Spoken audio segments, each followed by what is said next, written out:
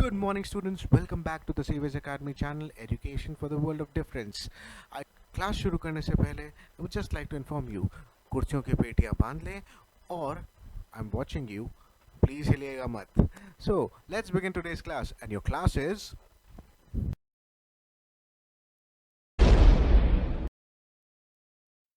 Before starting the class, please join your hands and close your eyes and repeat after me.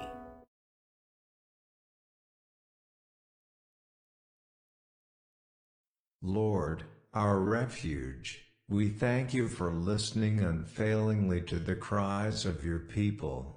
You have been our anchor in the midst of this pandemic, and you have constantly provided us with our needs and the hope to get through every day.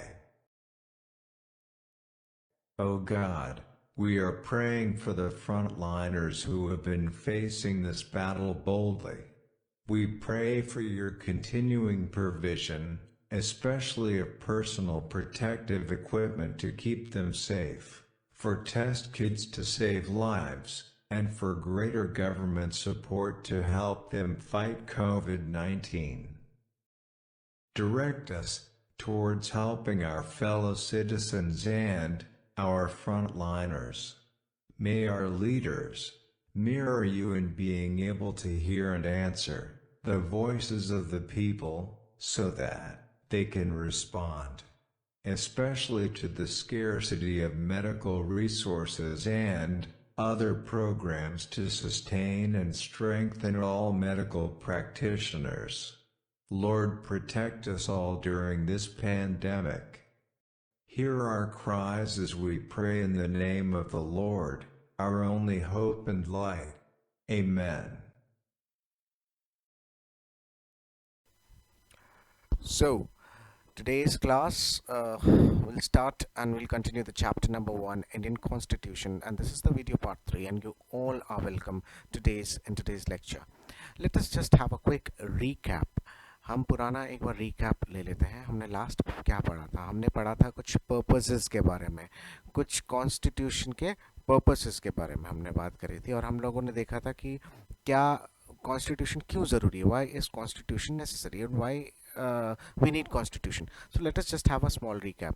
When we had a case study of Nepal, we had seen that during the people's struggle or the people's movement in Nepal for the democracy, we see that it lays down constitution lays down or define rules and regulation that define the kind of country we want to live in, we as people want to live in. हम decide करेंगे एक लोग जो है country के, वो देखेंगे कि किस तरह हमको कैसी कंट्री चाहिए, और कॉन्स्टिट्यूशन में ऐसे आइडियोलॉजीज को ध्यान में रखते हुए ये रूल्स या उसके पर्पस को ध्यान में रखते हुए कॉन्स्टिट्यूशन को लिखा गया है. तो उसका पर्पस है कि लोगों के लिए, लोगों को देखते हुए, लोगों की सोच को देखते हुए कि लोगों को किस तरह की कंट्री चाहिए, how we want to live in which country. So उसको ध्यान में रखते हुए हम लोगों ने the constitution has been stated. Next is if we had seen the class monitor example, जो गलत उठा देता है अनिल को Suresh. So we had seen that example, the constitution. तो उसमें we have but the example gives enlightenment over the constitution rules and the purpose of the constitution, as the constitution lays down rules that guard against the misuse of authority by our political leaders. तो वहाँ पर हमें guard करता है कुछ. अब उसका एक और पर्पस है कॉन्स्टिट्यूशन का. पहला पर्पस कि वो हमारे को वो ऐसी कंट्री देगा जिसमें हम रहना चाहते हैं, ऐसे आइडियोलॉजीज के साथ.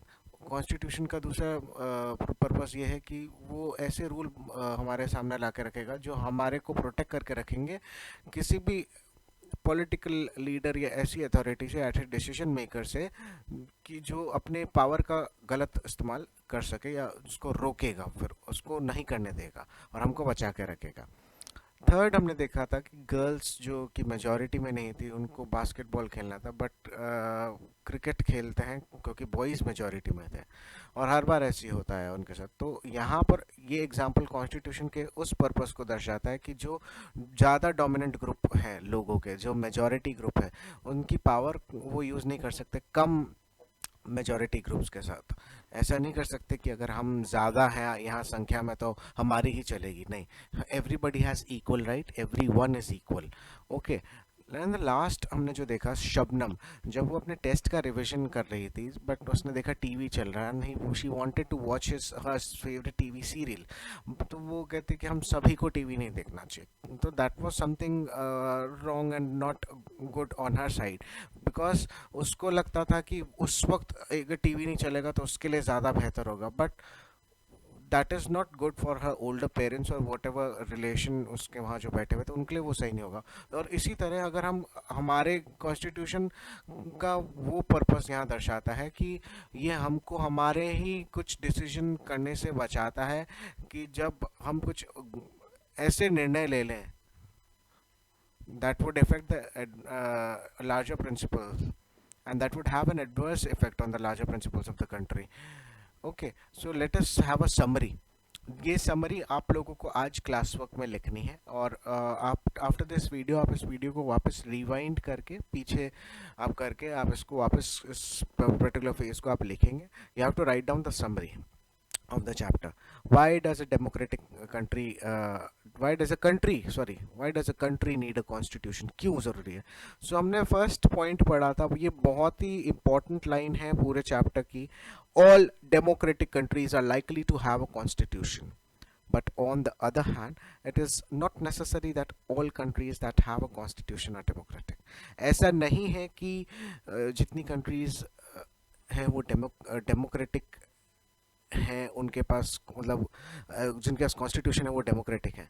तो इस चीज़ को ऐसे समझें, जितनी कंट्रीज डेमोक्रेटिक हैं उनके पास कॉन्स्टिट्यूशन होगा, और जिन भी कंट्रीज के पास कॉन्स्टिट्यूशन है वो ज़रूरी नहीं कि वो डेमोक्रेटिक हो. एग्जाम्पलरी तौर पर हम लोगों ने नेपाल का एग्जाम्पल देखा था, जब उन्होंने पहले पीपल मूवमेंट करा था डेमोक्रेसी के लिए, उनको मिल गई थी, बट कॉन्स्टिट्यूशन तब भी था, और उसके बाद वापस किंग ने रूल ले लिया, तो रूल वापस ओवर रूल कर लिया, बट वो फिर डेमोक्रेटिक कंट्री नहीं रही कुछ सालों के लिए फिर से, और तभी भी उसके पास कॉन्स्टिट्यूशन था. तो इसका मतलब यही है कि सब जो भी कंट्री के पास कॉन्स्टिट्यूशन है तो वो डेमोक्रेटिक है, ऐसा नहीं हो सकता. बट जो कंट्री डेमोक्रेटिक है उसके पास कॉन्स्टिट्यूशन ज़रूर होगा. ठीक है. कॉन्स्टिट्यूशन के अब कुछ पर्पसेस हमने अभी पहले भी पढ़े, एक बार समरी में भी हम फटाफट देख लेते हैं. A constitution helps as a set of rules and principles that all person in a country can agree upon as the basis of the way in which they want the country to be governed. A constitution tells us what the fundamental nature of our society is, and in the similar manner इसको और हम state कर सकते हैं, constitution also defines the nature of country's political system. So constitution जो हमारा है, सबसे पहली चीज़ वो ऐसी ideologies रखता है, ऐसे set of principles and rules रखता है जो ये दर्शाते हैं कि what kind of country we live in, that reflects this, not this thing, it also forms the basis of the way in which we want our country to be governed. So it tells us about the fundamental nature of society, and it also tells us about the nature of our political system. Second point, in the democratic societies, the constitution often lays down rules that guard people against the misuse of authority by our political leaders. Third, the constitution ensures that a dominant group does not use its power against less powerful people or groups. कमज़ोर लोगों पे ज़्यादा लोग, मतलब major लोग, जो बहुत लोग हैं मेजर संख्या में, वो लोग अपनी पावर को इस्तेमाल ना करें. The Constitution helps to protect us against certain decisions that we might take that could have an adverse effect on the larger principles that the country believes in. जैसे हमने एग्जाम्पल एक पहले देखा था कि अगर हमें लगता है कि नहीं ये यहाँ पर इस रिप्रेजेंटेटिव का होना सही नहीं है और इस तरह से हमें गवर्नेंस नहीं चाहिए, और हम उस केस में किसी ऐसे डिक्टेटर को लाके खड़ा करते हैं, तो वो एक प्रॉब्लमैटिक सिनारियो हो जाएगा पूरे देश के लिए आगे के लिए, क्योंकि वो हमारे एक डेमोक्रेसी का जो मेन उद्देश्य है उसको हिंडर करता है. तो हमको हमारे कुछ ऐसे निर्णयों से बचाता है या निर्णयों को लेने से बचाता है जो हम लेकर बाकी इस पूरे देश को मेजर प्रिंसिपल जो डेमोक्रेसी का प्रिंसिपल है उसको डेंजर में ले आए या उस पे एक बुरा प्रभाव डाले। सो ये चार पर्पसेस हैं हमारे पास कॉन्स्टिट्यूशन के जो हमने पढ़े। आज हम देखेंगे की features of democracy, but before studying की फीचर्स कुछ की टर्म्स यूज करे गए हैं इस चैप्टर में।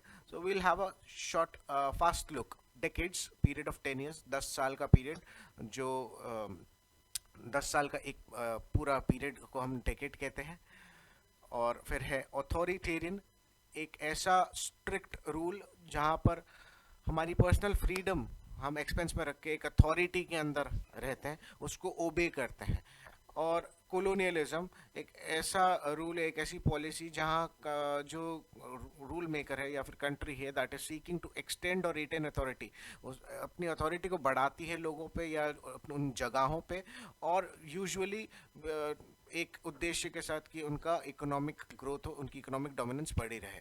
टर्मोइल, टर्मोइल मीन्स थोड़ा उथल पुथल स्थिति, डिस्टर्बेंस वाली, कंफ्यूजन वाली। इमिनेंट, अबाउट टू हैपन, बस होने ही वाली है कुछ चीज़, वो है थी इमिनेंट। प्रिंसली स्टेट, कुछ ऐसे स्टेट्स, ऐसे राज्य थे इंडिया में नेशनल मूवमेंट से थोड़ा पहले की अगर मैं बात करूँ, उस जब बिगन हो रहा था उससे पहले की 1850 के बाद के कुछ समय की बात करें तो कुछ ऐसे स्टेट्स थे हमारे देश में, हमारे राज्य में। जब ब्रिटिश राज आया था तो उस टाइम कुछ राजाओं को ये अलीजेंस दी गई थी, subsidiary alliance with British Raj. So उनको report, they has to report, they have to certainly report to British Raj and the British government, but they were ruling the country, the particular territory also. Okay, so ऐसे कुछ state थे जहाँ पर they were vassal state, they were ruled by they ruled by a ruler, एक ruler से rule करे गए थे under a local ruler, but to they have to give reports or address to the British Raj, or the alliance with, but there was an alliance with British Raj, we can understand like this. Okay, next is socio-economic term. This term is referred, whenever it has been used, it has been referred with social and the interaction between the social and economic factors. Okay, next, dismal, causing a mood gloom or depression, निराशाजनक, visionary, एक ऐसी सोच जो future को रखते हुए दर्शाई गई हो या फ्यूचर को लेते हुए प्लान करी गई हो, विजन आगे को ध्यान में रखते हुए ली गई हो। इराडिकेटिंग, पूरी तरह से खत्म करना, destroy completely, grappling, struggle to deal with, थोड़ा जूझना जिसे कहते हैं। Federal, having or relating to a system of government in which several states form a unity but remain independent in internal affairs.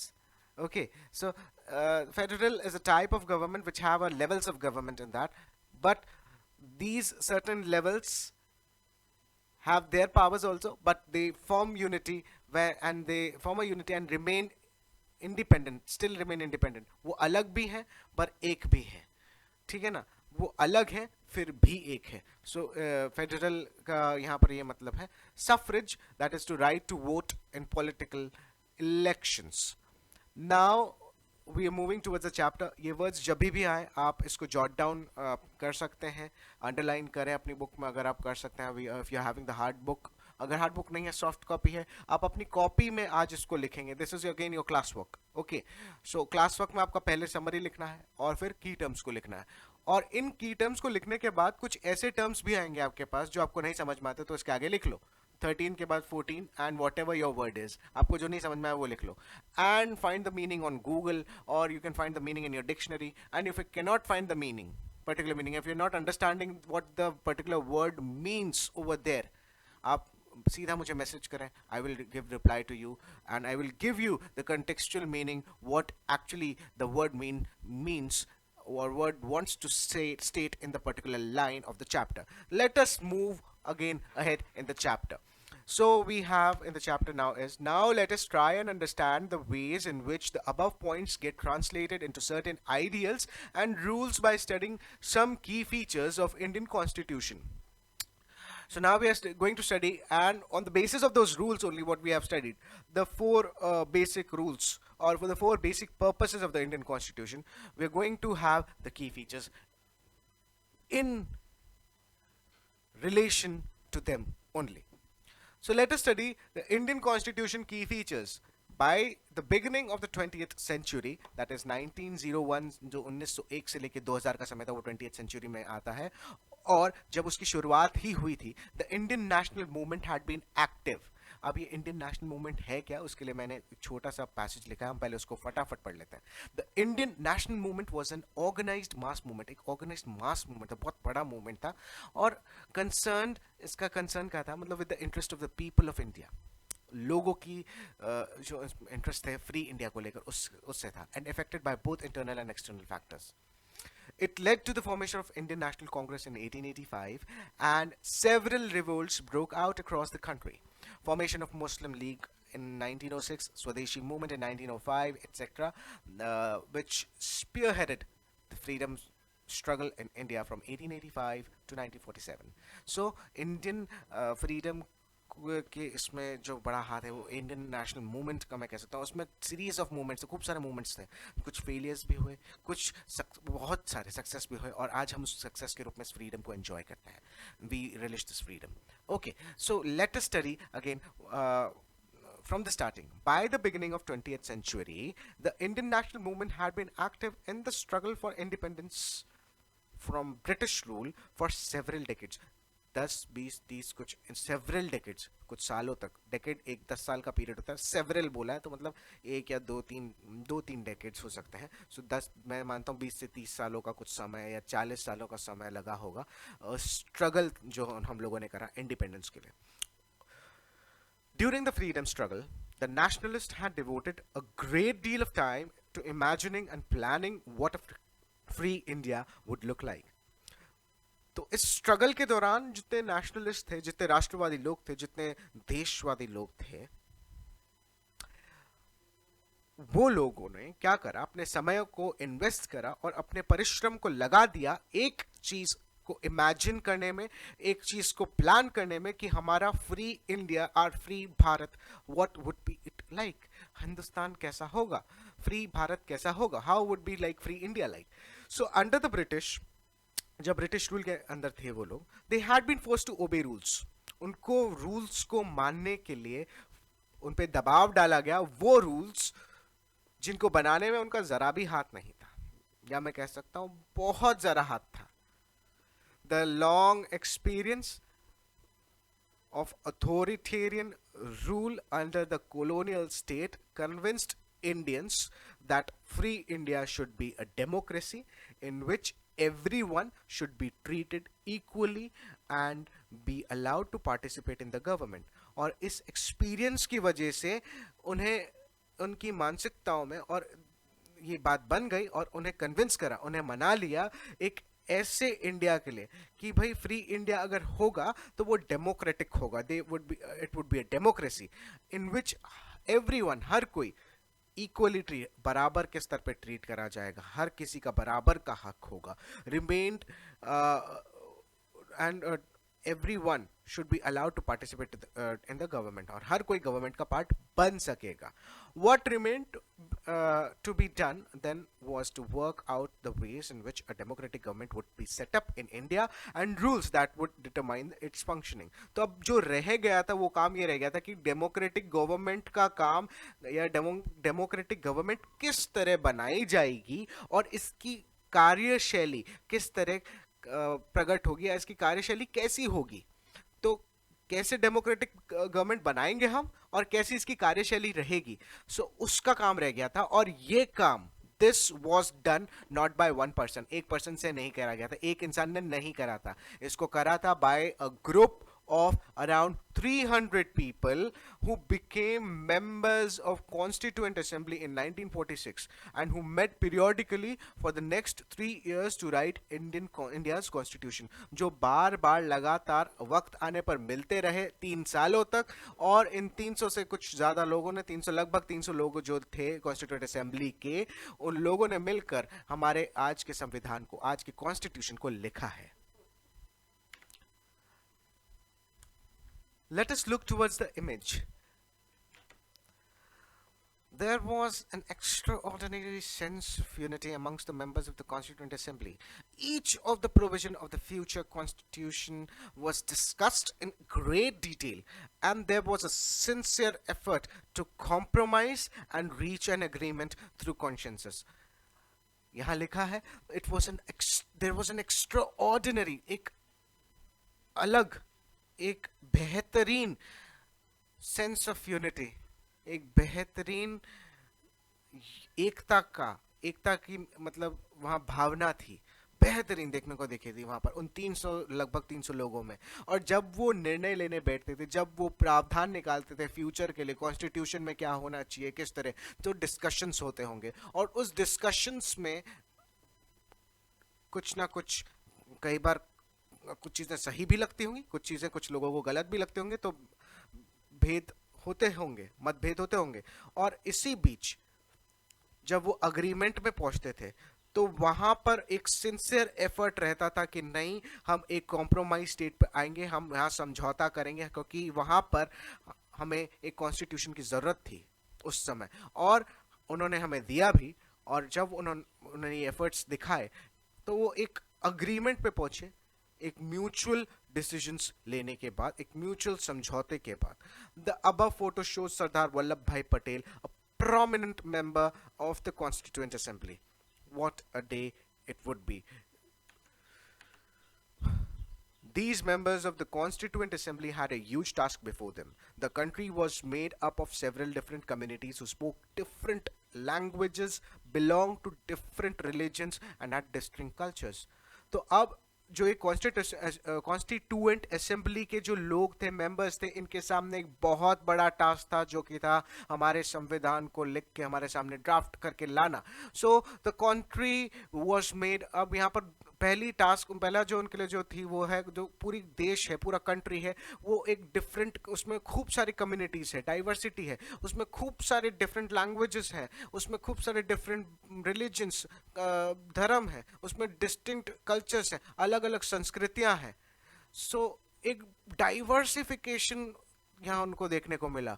Also उसके अलावा जब कॉन्स्टिट्यूशन लिखा जा रहा था, when the constitution was being written, India was going through a big considerable turmoil.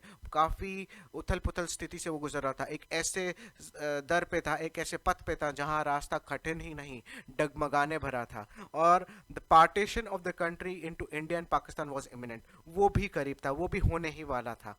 Some of the princely state remained undecided about their future, and the socio-economic condition of the vast mass of people appeared dismal. और काफ़ी socio-economic जो condition थी काफ़ी लोगों की, वो निराशाजनक दिखाई दे रही थी, क्योंकि उस समय जो प्रिंसली स्टेट्स थे, वो प्रिंसली स्टेट्स का एक रुतबा हुआ करता था उस समय, भले ही उनको ब्रिटिश रूल को जवाब देना पड़ता, भले ही they were allegiance with the British allegiance alliance में थे, पर उस समय एक रुतबा हुआ करता. बट एक वक्त जब वो एक टर्मोइल का मैं वक्त कह सकता हूँ, एक इमिनेंट, जब वो पाकिस्तान और इंडिया का डिवीजन था, तो उस वक्त they were very big confuse, there was a very big confusion. And उसी वजह से जो काफ़ी लोग थे वहाँ के प्रिंसली स्टेट्स के, उसमें सोशो इकोनॉमिक जो उनकी कंडीशंस थी वो निराशाजनक दिखाई दे रही थी.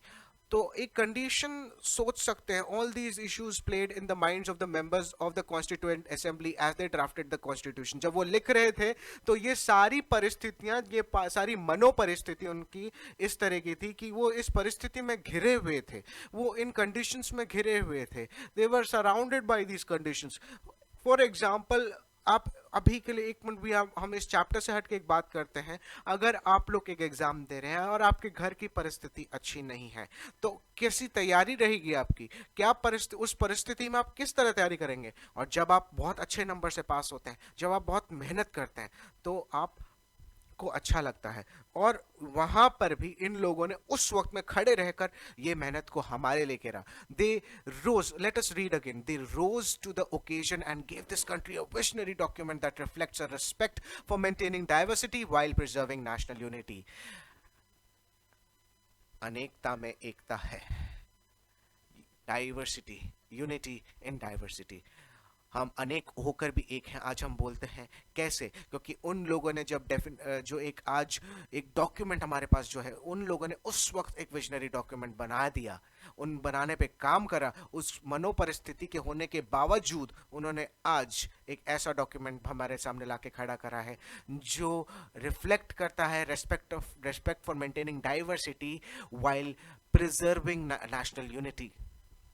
The final document also reflects their concern for eradicating poverty through socio-economic reforms, as well as emphasizing the crucial role of the people can play in choosing their representatives. So जो final document था उसमें दो चीज़ों के बारे में और reflect मतलब उन्होंने करा। ये तो था ही कि diversity को maintain करके रखना है, साथ ही unity भी बनानी है, national unity, वो तो reflect कर ही रहा था। But इसके साथ जो final document जब आया हमारे सामने, तो उसमें और दो चीज़ें भी थी जो रिफ्लेक्ट करती थी। वो थी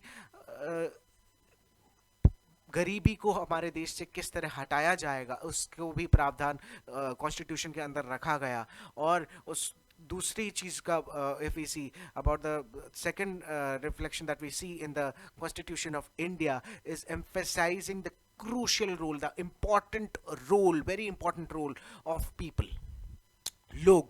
लोगों का बहुत इंपॉर्टेंट रोल, उनके प्रतिनिधियों, रिप्रेजेंटेटिव्स को चुनने में, to choose their representatives. So now let us study the key features listed below are the key features of Indian constitution. While reading these keep in mind the above mentioned concerns of diversity, unity, socio-economic reform and representation that the authors of this document were grappling with. So अब जब हम इनको पढ़ने वाले हैं, जो आज हम की फीचर्स को पढ़ेंगे, तो जब हम पढ़ रहे हैं, when we are going through the key features, please keep this in mind, अपने मनों में ये हमेशा रखें जो पर्पसेस हमने कॉन्स्टिट्यूशन के पढ़े थे।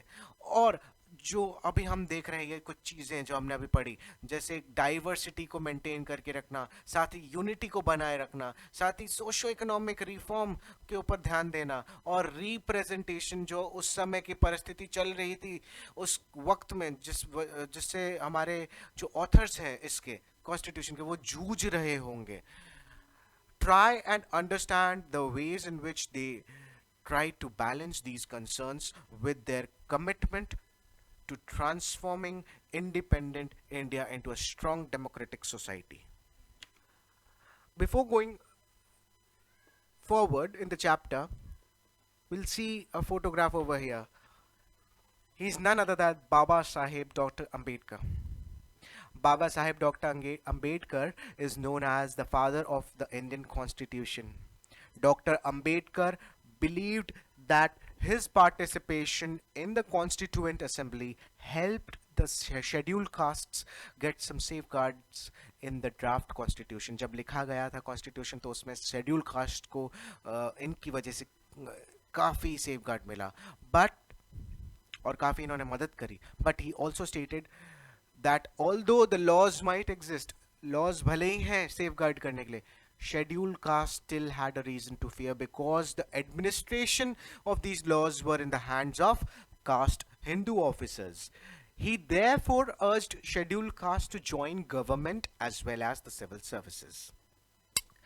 So let us move forward in the chapter and see what the chapter have for us. So first key feature of the Constitution of India is federalism. This refers to the existence of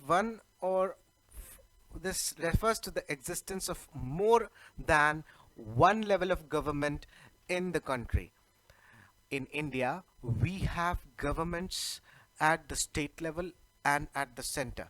Panchayati Raj is the third tier of government, and you have read about this in your class 6 book. We looked at the functioning of the state government in your class 7th book, and this year we will read more about the central government. The vast number of communities in India meant that a system of government needed to be devised. Devised means carefully planned. Needed to be carefully planned, or या फिर needed to be planned carefully. That did not involve only person sitting in the capital city of New Delhi and making decisions for everyone.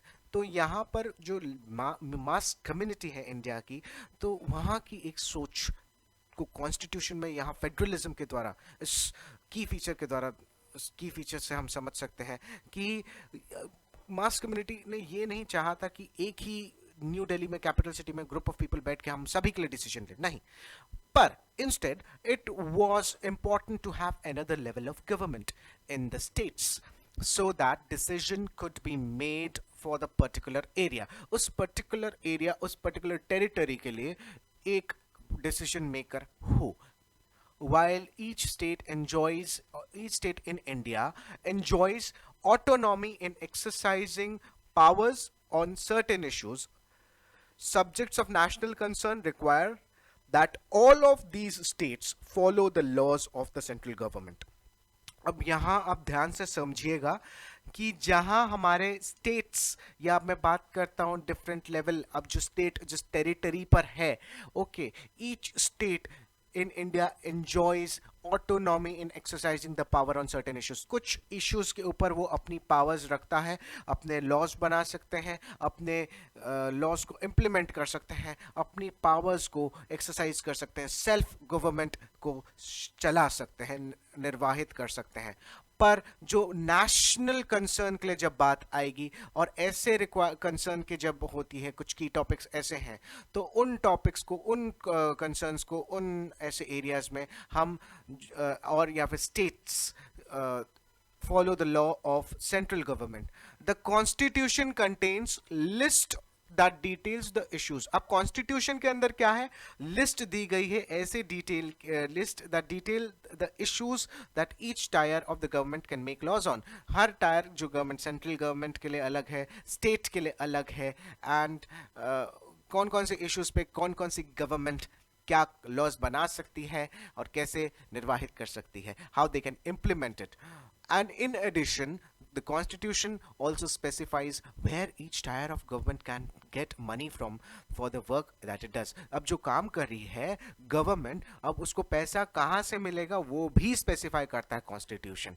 ऐसा नहीं है कि they can take money from anywhere, नहीं. So it is a proper procedure. The procedures of the law making and the following of the law has been stated very clearly in the constitution, how each level of government or each tier of government can follow, can make laws on, can follow the laws, and what each government has to do and how it will function.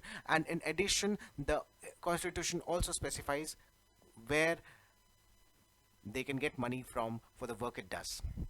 Under federalism, the states are not merely agents of the federal government. ऐसा नहीं है कि वो सिर्फ एक कुछ agents हैं और वो साथ मिलकर काम कर रहे हैं, नहीं, बट वो सिर्फ कुछ एजेंट्स ही नहीं है, सिर्फ एजेंट्स नहीं है, वहां पर they also draw authority from the constitution as well. All persons in India are governed by laws and policies made by each of these level of governments. हम में से हर कोई इनकी laws और policies को follow करता है और मानते हैं, जो कि कुछ laws अलग अलग टीयर से आते हैं. हम सेंट्रल गवर्नमेंट के लॉज को भी मानते हैं, हम स्टेट के भी लॉज को मानते हैं. So we move forward in the chapter.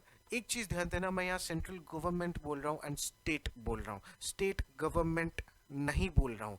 Please आप इस चीज को ध्यान रखना. स्टेट्स आप बिल्कुल सही सोच रहे हो, राज्य जो टेरिटरी ठहराई गई है. ओके, हम आगे पढ़ेंगे इसके बारे में कि गवर्नमेंट और स्टेट के बीच में क्या डिफरेंस है.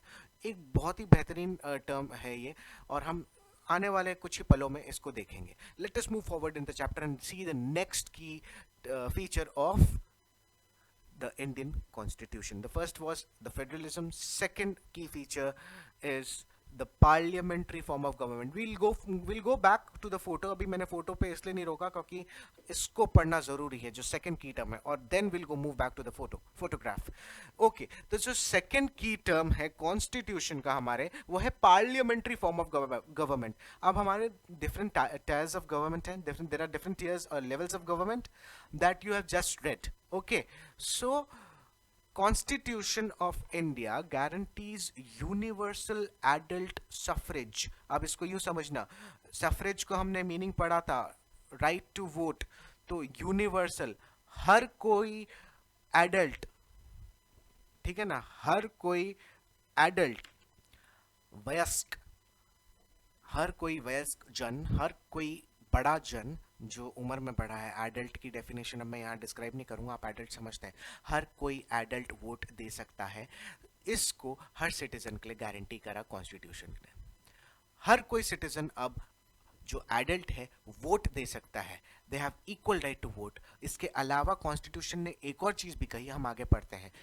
When they were making constitution, the members of the Constituent Assembly felt that the freedom struggle had prepared the masses for universal adult suffrage, and that this would help encourage a democratic mindset and break the clutches of traditional caste and class and gender hierarchies. तो यहाँ पर जब constituent assembly में जब ये लोग draft कर रहे थे, जब लोग लिख रहे थे, तो उन्होंने ये समझा कि एक फ्रीडम स्ट्रगल के बाद अब लोग तैयार हैं कि इस फ्रेज को समझें और माने और अपनी जिंदगियों में उतारें. They were ready, prepared for the masses for universal adult suffrage, कि हर कोई वोट दे सकता है. इस चीज के लिए तैयार हैं और इस जिम्मेदारी को लेने के लिए भी तैयार हैं, एक जिम्मेदारी की तरह. And that it would help, और इसी के साथ ये जिम्मेदारी, this universal adult suffrage, everyone can vote, will help to encourage a democratic mindset. पहली चीज क्या हेल्प करेगा, what help it will give, to encourage a democratic mindset. वो एनकरेज करेगा एक डेमोक्रेटिक माइंडसेट को बनाने में लोगों के बीच में. और दूसरी चीज जो वो मदद करेगा, वो तोड़ेगा उन बंधनों को, वो तोड़ेगा उन जो बंधन हैं जो हमारे बीच में एक दीवार खड़ी करते हैं, जो ट्रेडिशनल कास्ट है. अगर मैं जातिवादिता बोलूं, अगर मैं क्लास बोलूं, अगर मैं जेंडर हायरार्कीज बोलूं, जो हमारे बीच में जो दीवार खड़ी होती है, उसको तोड़ेगा और हमें सबको एक मन एक मत होकर लाएगा एक लेवल पर, और हमें उस जिम्मेदारी का एहसास दिलाएगा जो डेमोक्रेटिक इंडिया के रूप में हम पूरी करेंगे. This means that the people of India have a direct role in electing their representatives. इसका मतलब यही है, किसका मतलब, यूनिवर्सल एडल्ट सफरेज का मतलब यही है, that the people of India have a direct role in electing their representative. उनका डायरेक्ट रोल है अपने रिप्रेजेंटेटिव को इलेक्ट करने में. Okay, also every citizen of the country, हर एक सिटीजन ऑफ द कंट्री, हर एक, इररेस्पेक्टिव ऑफ हिज और हर सोशल बैकग्राउंड, चाहे कोई भी उसका सामाजिक तख्त हो या पीछे बैकग्राउंड, उसका कोई भी सोशल बैकग्राउंड हो, किसी भी समाज से वो आ रहा हो, क्यों ना बिलोंग करता हो या करती हो, can also contest in election. वो खड़ा हो सकता है, खड़ी हो सकती है इलेक्शंस के अंदर.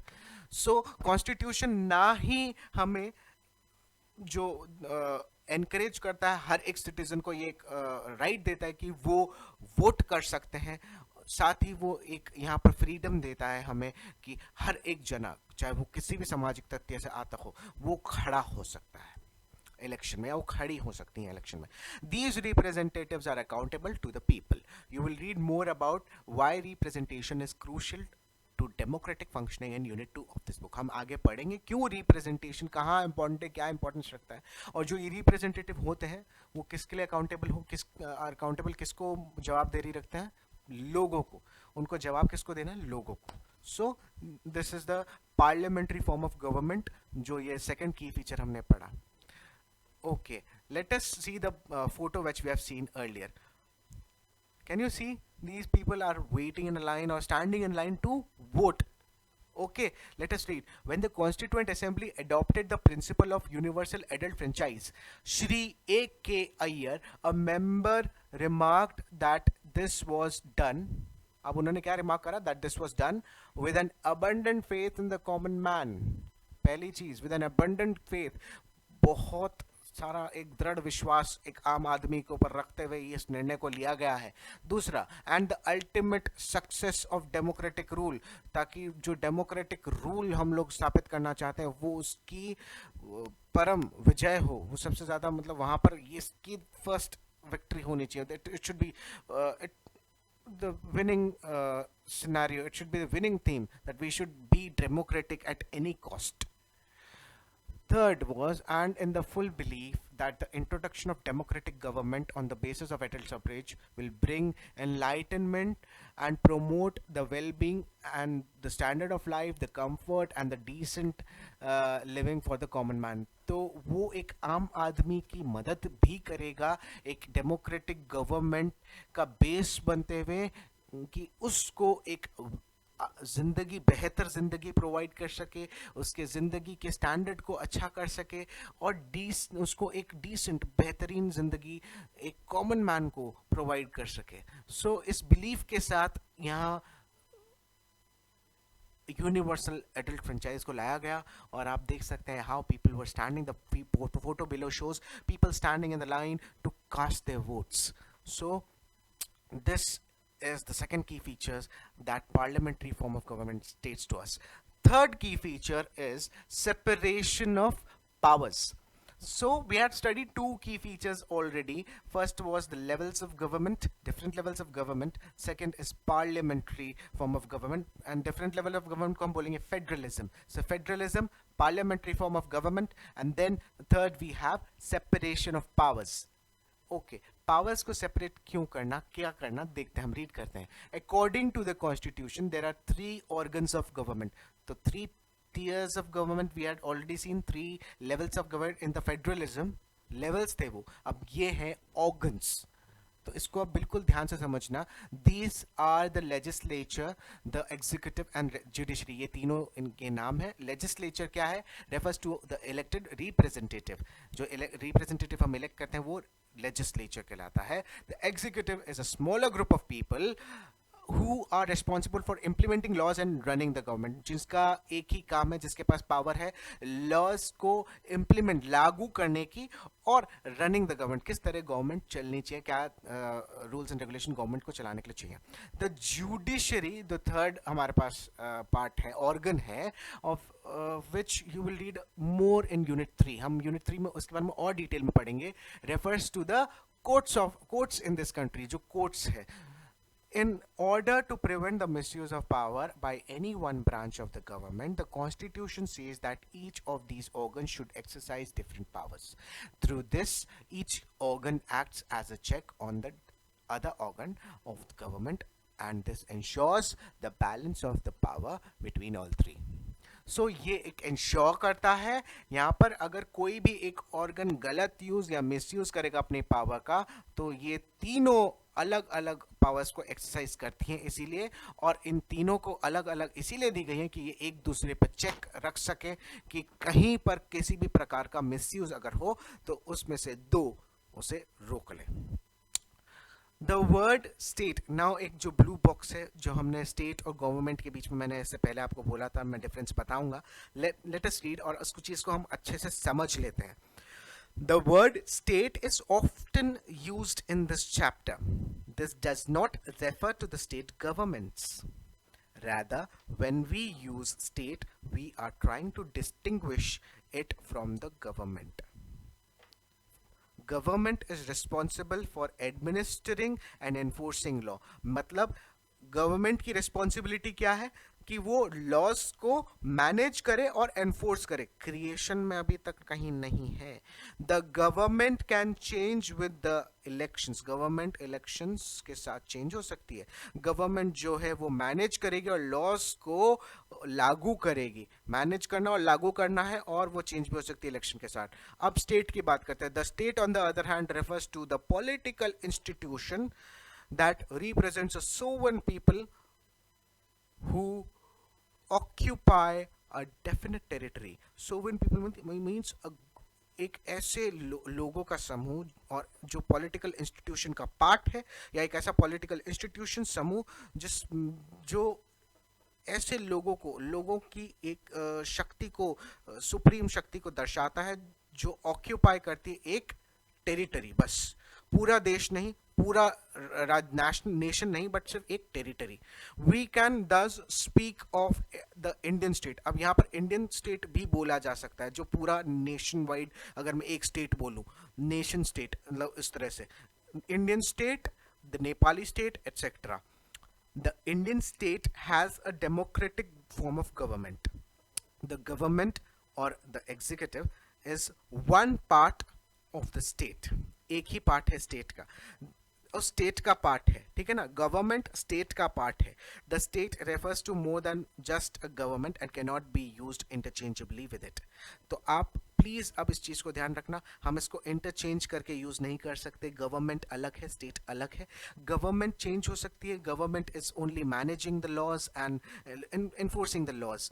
और वहीं स्टेट एक ऐसा इंस्टीट्यूशन है जो सिर्फ जो एक हायर पावर को रिप्रेजेंट करता है, बट एक सिर्फ टेरिटरी के अंदर. हो सकता है कि मैं पूरी टेरिटरी, इंडियन टेरिटरी की भी बात करूं, पर जब नेशन की बात आती है तब हम नेशनल उस पर बात करेंगे. कि अगर हम स्टेट की बात करते हैं, एक इंडियन स्टेट, तो वहां पर constitution plays a important role, that makes a rule, and that is why there were 3 organs given. वो पावर्स को डिस्क्राइब करते हैं, वहां से पावर इंप्लीमेंट होती है. हम जब आगे और डिटेल में पढ़ेंगे तब हमें पता पड़ेगा कि किस तरह से ये चैनलाइज होता है, how it works. So you had understood between the word state and the government. Okay, you can see on the right hand side there is a photo where members of Constituent Assembly feared that the executive might become too strong and ignored its responsibility to the legislature. The assembly therefore included a number of provision in the constitution to limit and control the action taken by the executive branch of government as a whole. तो यहाँ पर उन लोगों को एक डर था कि कहीं जो एग्जीक्यूटिव उन्होंने बनाया है वो अपनी पावर्स का गलत इस्तेमाल ना कर दे, या वो कहीं अपनी जिम्मेदारियों को भूल ना जाए. तो इसलिए ऐसे प्रावधान करे गए हैं कॉन्स्टिट्यूशन में, असेंबली, कॉन्स्टिट्यूएंट असेंबली के द्वारा. when they have drafted, तो उसमें ऐसे प्रावधान दिए गए हैं कि to limit the control, to limit and control the action taken by the executive branch of the government as a whole. तो पूरे मतलब एज अ होल वो लोग कुछ भी निर्णय लेते हैं तो उस पर एक पावर दी गई है, उनके कंट्रोल को लिमिट करा गया है. Now this would be the end of this video session. आपको ये की टर्म्स अपनी कॉपीज में क्लास वर्क में लिखने हैं. देखते हैं आज का काम क्या है. आपका काम आज क्लास वर्क ले है, जो पहले क्लास की समरी हमने लिखी थी वीडियो के लिए, जो फर्स्ट आपकी वीडियो में देखेंगे वीडियो के शुरुआत में, वहाँ आप जाके वापस उसको अपनी कॉपीज़ में लिखें, की टर्म्स को अपनी कॉपीज़ में लिखें, और अगर की टर्म्स आते हैं उनको भी लिखो.